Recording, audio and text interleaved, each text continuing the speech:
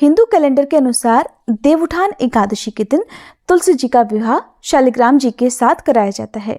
एकादशी के अलावा आप तुलसी जी का विवाह द्वादशी तिथि पर भी कर सकते हैं। जो लोग तुलसी जी का विवाह कराते हैं उनका दाम्पत्य जीवन सुखद बना रहता है। अगर युवक युवतियों के विवाह में कोई बाधा आ रही हो तो ऐसे लोगों को तुलसी जी के विवाह में जरूर सम्मिलित होना चाहिए। तुलसी विवाह के दिन आप तुलसी जी के पौधे का भी दान कर सकते हैं।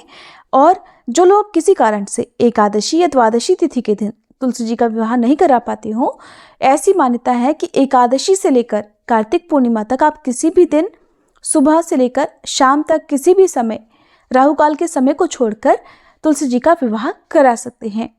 अगर आपके पास तुलसी जी का पौधा पहले से ही घर में है तो आप उनके साथ भी शालिग्राम जी का विवाह करा सकते हैं।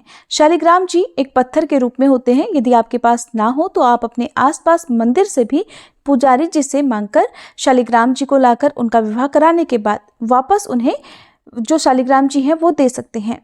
अगर आप अपने घर पर ही शालिग्राम जी की पूजा करते हैं तब तो बहुत अच्छी बात है, लेकिन शालिग्राम जी की पूजा में बहुत सारी बातों का ध्यान रखना होता है। उनकी पूजा के जो नियम है वो थोड़े कठिन हैं, इसलिए हर किसी के लिए शालिग्राम जी की पूजा कर पाना संभव नहीं होता है।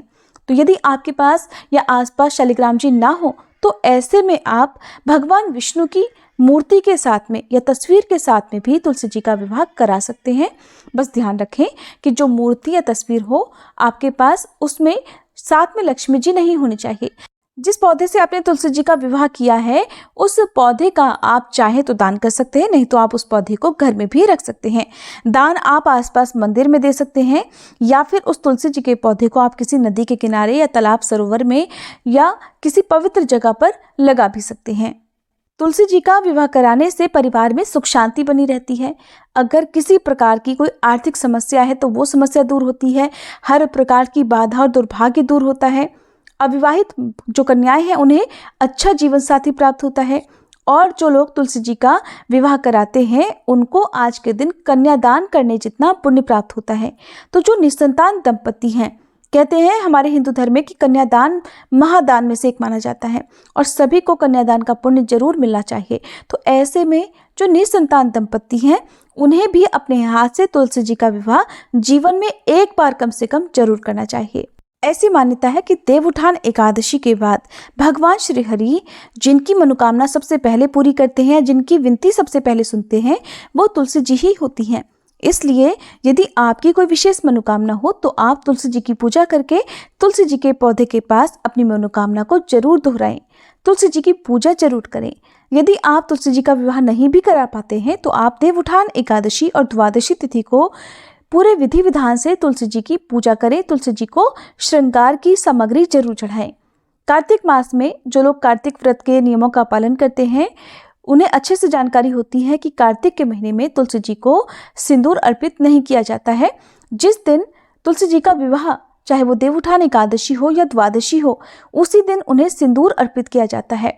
लाल चुनरी चढ़ाकर 16 श्रृंगार की सामग्री अर्पित करके माँ तुलसी जी का श्रृंगार किया जाता है। कुछ लोग उन्हें साड़ी, चुनरी, लहंगा आदि से भी सजाते हैं। घर में मंडप लगाते हैं। जिस प्रकार से विवाह का आयोजन होता है उसी प्रकार धूमधाम से तुलसी जी की पूजा भी करते हैं। अगर आपकी सामर्थ्य और श्रद्धा हो तो आप तुलसी जी का विवाह करा सकते हैं, नहीं तो आप केवल पूजा करके भी पुण्य प्राप्त कर सकते हैं। हर किसी के घर में कोई ना कोई या जीवन में कोई ना कोई दोष जरूर होता है, चाहे वो वास्तु दोष हो, पितृदोष हो या कुंडली में किसी प्रकार का कोई ग्रह दोष हो। इन सभी दोषों को दूर करने के लिए तुलसी जी की पूजा या तुलसी जी का विवाह जरूर कराना चाहिए। जिन लोगों को संतान सुख प्राप्त नहीं है ऐसे दंपति भी तुलसी विवाह कराकर संतान सुख प्राप्त कर सकते हैं। इस बार साल 2023 में 23 नवंबर गुरुवार को देवउठान एकादशी है। आप चाहें तो इस दिन तुलसी जी का विवाह करा सकते हैं या 24 नवंबर शुक्रवार को द्वादशी तिथि के दिन भी आप तुलसी जी का विवाह करा सकते हैं। तुलसी जी का विवाह कराने के लिए आपको अपने घर परिवार के सभी सदस्यों को आमंत्रित करना चाहिए। शाम के समय विधि विधान से तुलसी जी और शालिग्राम जी का विवाह कराया जाता है। जिस प्रकार से वर वधु को सजाया जाता है उसी प्रकार से शालिग्राम जी और तुलसी जी का श्रृंगार किया जाता है, उन्हें सजाया जाता है और फिर तुलसी जी और शालिग्राम जी को एक पीला वस्त्र या लाल चुनरी चढ़ाकर या कलावा बांधकर, मौली या कलावा जिसे कहते हैं, उसमें 3 गांठें लगाकर उनकी परिक्रमा की जाती है, यानी फेरे दिलवाए जाते हैं। परिवार का ही कोई सदस्य अपने हाथ में शालिग्राम जी को लेकर तुलसी जी के पौधे की परिक्रमा करता है। 7 बार परिक्रमा करने के बाद जिस प्रकार से फेरे किए जाते हैं उस प्रकार से फेरे लिए जाते हैं और फिर इस प्रकार से तुलसी जी के विवाह की प्रक्रिया पूर्ण हो जाती है। धूमधाम से गाजे बाजे के साथ में भजन कीर्तन करते हुए तुलसी जी का विवाह कराया जाता है।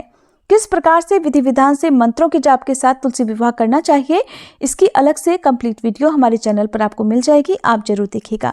उम्मीद है जानकारी आपको पसंद आई होगी। वीडियो अच्छी लगी हो तो लाइक करके कमेंट बॉक्स में जरूर बताइएगा।